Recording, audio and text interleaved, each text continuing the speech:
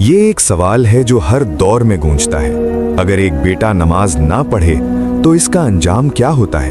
ये कोई अफसाना नहीं, ये इस्लाम की तारीख से निकला हुआ सबक है।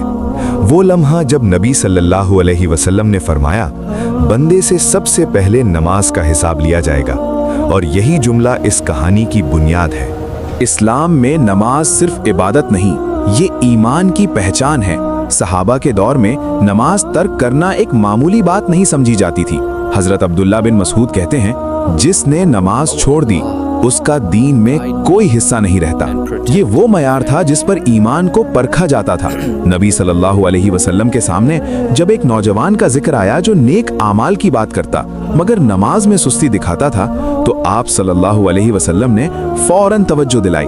अल्लाह के नजदीक सबसे महबूब अमल वक्त पर नमाज है। यहाँ से हमें समझ आती है कि नमाज के बगैर नेकी का दावा मुकम्मल नहीं होता। तारीख बताती है कि बहुत से नौजवान इस्लाम कबूल करने के बाद भी नमाज की पाबंदी में कमजोर हो जाते थे। एक मौके पर एक शख्स ने अर्ज किया, या रसूलल्लाह, मुझे ऐसा अमल बताएं जो मुझे जन्नत के करीब कर दे।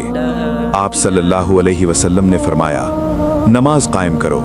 उसने दोबारा पूछा, जवाब वही रहा।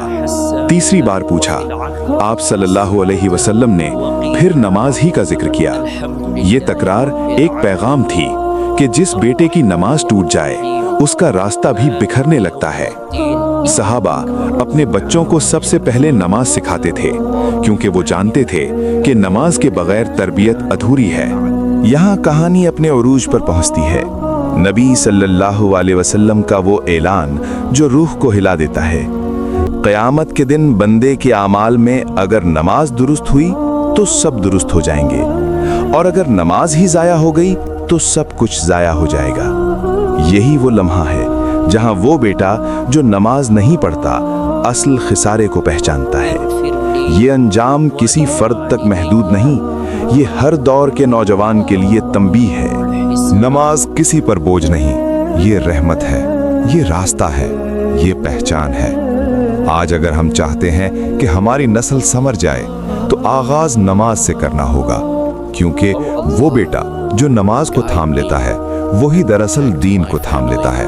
अगर आपको अल्लाह की कुदरत से डर लगता है तो वीडियो को लाइक और चैनल को सब्सक्राइब करें।